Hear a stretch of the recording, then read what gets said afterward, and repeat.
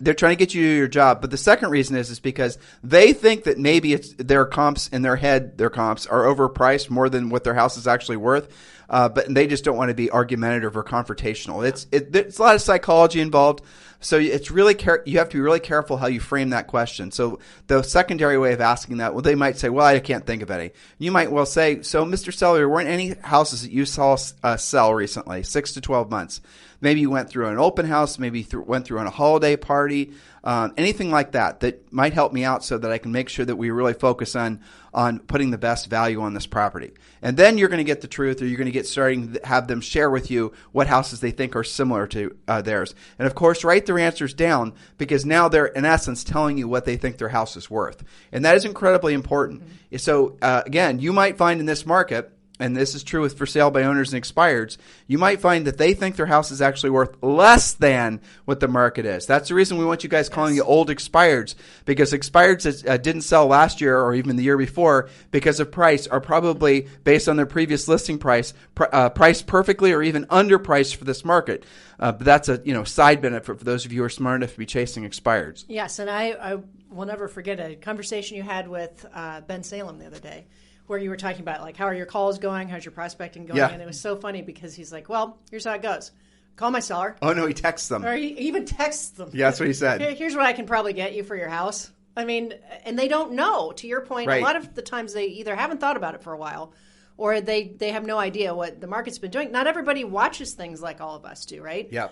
One of our other coaching clients in Long Beach, one of the things they're doing this week is preparing a comparative market analysis, which will accompany their little Mother's Day pop-by with their past clients. It's a great idea. Right, because not everybody knows what the market's doing. And then they're going to follow up with a phone call where that person will then feel a little bit more likely to take their call and talk about what they thought about the CMA. But let's brainstorm out loud. Yeah. So a way of saving time, not having to do a billion CMAs, would be like take... imagine this, a form, a page. I just had this thought pop in my mind, so if it comes out terrible, then forgive me, right? Yeah.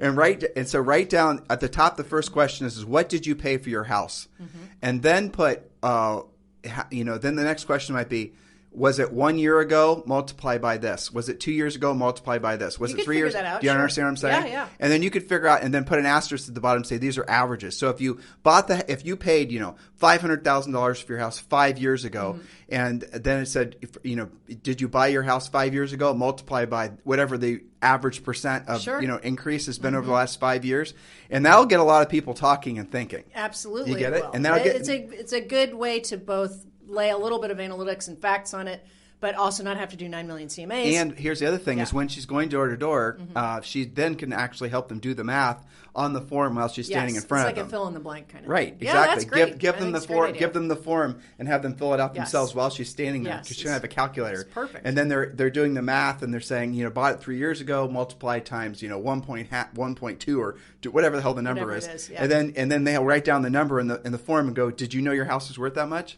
Right, I know. I mean, what a great conversation. Yeah. And then follow that up with, what does that do to your plans, Exactly. To Ben's point, it's not a tough conversation these days, right? No, he was, Julie and I were, she's right. We were talking to him about it. He works with a lot of celebrity types, and I was about to share with you guys some of the people he's telling me he's working with, but I'm not going to. Yeah, exactly.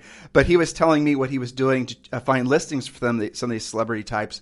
It's his other celebrity types. He just sends them a cold text and says, awesome. Exactly, would you consider, you bought your house for $4 million. Would you consider selling it for $6 million? Because I have 3 potential buyers. Awesome. Things like that.